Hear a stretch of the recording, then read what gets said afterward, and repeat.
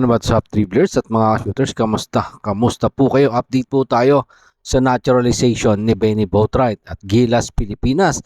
Ano-anong mga bansa nga ba ang makaka-tune up para sa kanilang paghahanda sa nalalapit na Olympic qualifying tournament? Yan po ang ating tatalakayin at pag-uusapan sa video ito matapos po tayong maglambing ng isang like, share, comment down below, and don't forget to subscribe and hit that notification bell button para updated po tayo sa ating mga video. Paglalambing ko po yan kung nagugustuhan nyo ang ating video. Marami pong salamat sa patuloy nyong panunood sa Coach John TV. Sa pagsasapinal nga po ng naturalization papers, the former San Miguel Firmen import Benny Boatwright, nagbigay ng magandang balita si SBP Executive Director Erica D. Ano nga ba ang magandang balitang yan? Narito po si Miss Erica D. sa ulat ng Inquirer.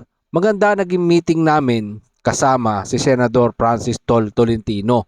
Walang mga reklamo na naghain kay Benny Boatwright sa anumang sangay ng gobyerno. So ibig sabihin, malinis siya, walang police report na kinasasangkutan habang nandito siya at naglalaro sa San Miguel Firmen. Good news po yan kasi mapapabilis ang proseso ng kanyang naturalization. At good job na rin po yan para sa Samahang Basketball ng Pilipinas. Napakagandang balita niyan sa ating pambansang kupunan. Malaking bagay na maisama na siya sa ating pambansang kupunan. As soon as possible mga shooters, kasi tulad nga ngayon, hindi natin alam kung ano yung nangyayari kay Justin Brownlee. No? May kunting iniindang injury si Justin Brownlee. Mga shooters, kung nandiyan na si Benny Boatwright, wala tayong problema. Yung tipong anytime, may ipapalit ka, di ba? Masasabi mong hindi pilay ang kupunan. After po niyan, may inamin pa po si Miss Erica D.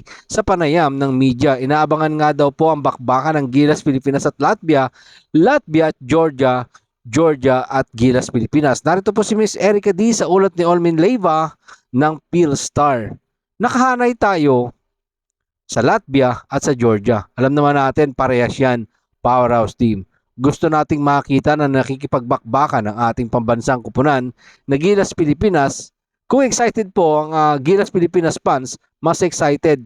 Ito po ang Samahang Basketball ng Pilipinas. Masusukat ang Gilas Pilipinas sa laban nila sa Olympic qualifying tournament against sa powerhouse team na Latvia at Georgia. Kung hindi tayo papalarin dyan mga shooters, meron pa naman tayong kailangang paghandaan. Ito nga po ang FIBA Asia qualifying tournament.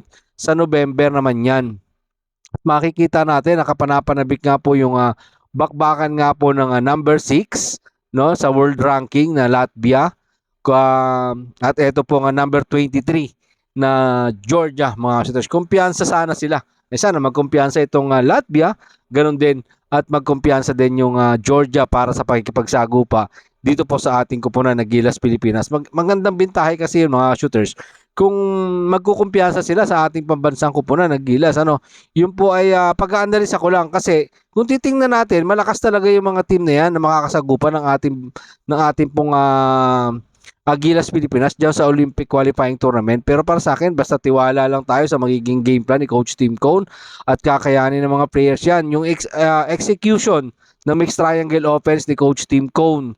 Pero bago dyan, nabago nga po yung plano. Instead ng yung mga tune-up game natin, bago po yung Olympic qualifying tournament, dapat dyan po sa Lithuania. Pero ngayon nga po ay naiba. No, after po niyan ay may mga after po nung Lithuania, may kaunting pagbabago. Narito po si Miss Erica D. ulit sa ulat ng Spin. Kahapon lang po ito After nga po ng meeting practice sa Inspire Sports Academy, bago sila aalis papunta ng Turkey at Poland para sa kanilang mga tune-up games.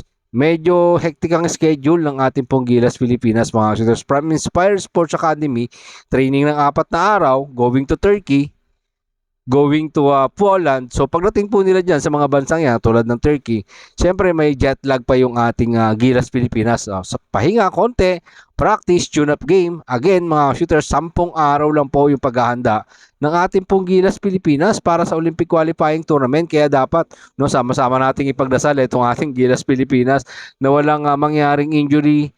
Napakahalaga po sa pagharap natin dito sa mga powerhouse team. Sabi nga ni Erica D, powerhouse team na Latvia at Georgia, goods lahat. Ito pong ating manlalaro. Kompleto ang ating mga manlalaro. Kahit nga po si SBP Executive Director Erica D ay malaki ang tiwala sa ating pambansang kupunan. Narito po si Erica D sa ulat ng spin.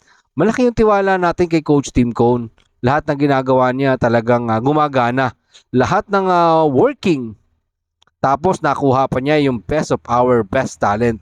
Bihira kasi mangyari yan.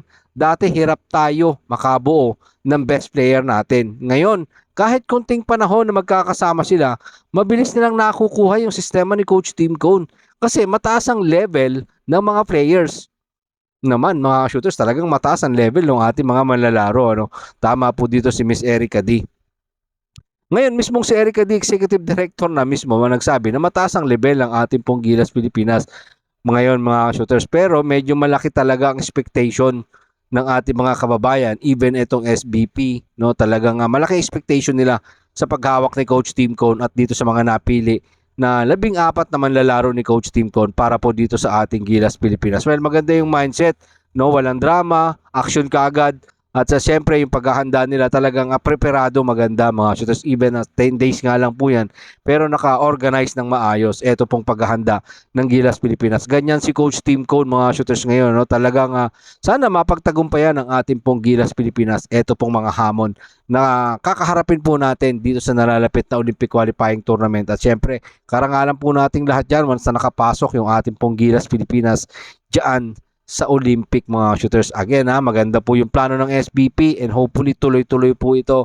Siyempre inaasahan natin yung plano ng SBP kumonekta talaga sa mga gustong mangyari ni Coach Tim Cone. Marami pong salamat sa inyong panonood. Ano man po ang inyong maging opinion, pag-usapan po natin yan dyan sa comment section. Ingat and God bless everyone. Adjourn.